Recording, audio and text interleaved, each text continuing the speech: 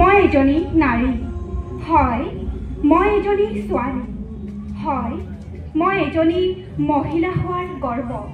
মোৰ অস্তিত্বই মোৰ ঘৰ। কিন্তু এই সমাজ, এই সমাজৰ মানসিকতা আৰু এই মানসিকতাৰ চিকাৰ ইয়াৰ লোকসকল। বহুতেই প্ৰশ্ন কৰে মই ছোৱালী হোৱাৰ বাবে। সেইবাবে আজি কিছুমান প্ৰশ্ন আৰু ইয়াৰ উত্তৰ মোৰ ফালৰ পৰা। কিয় এইখন সমাজত মোৰ চিঞৰ শুনা নাপায়? সেই কণমানি ফুল কোমলীয়া ছোৱালীজনীৰ, যি এতিয়া নিজৰ মাকৰ গৰ্ভত চিঞৰি চিঞৰি কয়, মা, ময়ো বাহিৰলৈ যাব বিচাৰোঁ। মোৰ এই পৃথিৱী চোৱাৰ ইচ্ছা।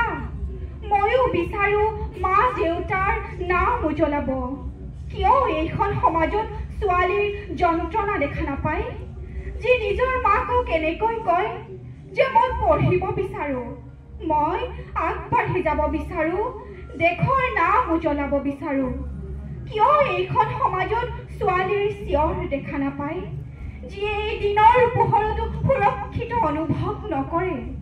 কিয় এইখন সমাজত সেই ছোৱালীজনীৰ চিঞৰ শুনা নাপায়, যাৰ লগত প্ৰত্যেক দিনে বলৎকাৰৰ নিচিনা অপৰাধ হয়?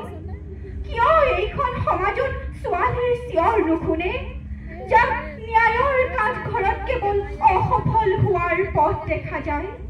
কিয় এইখন সমাজত সেইজনী মহিলাৰ চিঞৰ শুনা নাপায়? তেওঁলোকে সত্যৰ পথত থাকি সত্যৰ হৈ ওকালতি কৰাৰ পিছতো তেওঁলোককে দোষাৰোপ কৰে। কিয় এইখন সমাজত সেই মহিলা আৰু সেই নাৰীৰ চিঞৰ শুনা নাপায়, যি কেৱল ন্যায় বিচাৰি ঘূৰি ফুৰে? এইখন সমাজে বহুত প্ৰশ্ন কৰে মোৰ বাবে।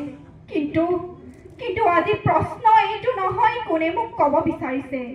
এইখন সমাজৰ পুৰণি অভ্যাস হৈছে যে তুমি ছোৱালী হয়, তুমি নাৰী হয়। You are a girl, you are a woman, and I am the victim. প্ৰশ্ন এইটো নহয় যে কোনে মোক ক'বলৈ যাব। প্ৰশ্ন এতিয়া এইটো হয় কোনে মোক ৰখাবলৈ আহিব। আৰু ইয়াৰ উত্তৰ মই ক'ব বিচাৰোঁ। হয়, হয়তো দুৰ্বল আছিলোঁ মই, কিন্তু এতিয়া নহওঁ।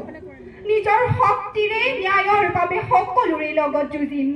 নহয় মই দুৰ্বল নাৰী, মনত ৰাখিবা, মই এতিয়া কঠোৰতাৰ চাবাৰী। মই কালিও আছিলোঁ, মই আজিও আছোঁ, আৰু মই কাইলৈও থাকিম। নিজৰ যোগ্যতাত এদিন জিলিকি উঠিম। যেতিয়া মোৰ আত্মসন্মান, মোৰ পবিত্ৰতা আৰু মোৰ অধিকাৰ আৰু মোৰ মুক্তিক লৈ এই সমাজে আঙুলি উঠাই থাকিব, তেতিয়ালৈ মই প্ৰত্যেকজনী মহিলা, প্ৰত্যেকজনী নাৰী, প্ৰত্যেকজনী ছোৱালীক নিজৰ অধিকাৰৰ বাবে এই সমাজত যুঁজ কৰিম। মই এজনী ছোৱালী হয়, মই এজনী নাৰী হয়, মই এজনী মহিলা হয়, মই এজনী মহিলা হোৱাৰ গৰ্ব। ধন্যবাদ। সুন্দৰ সুন্দৰ।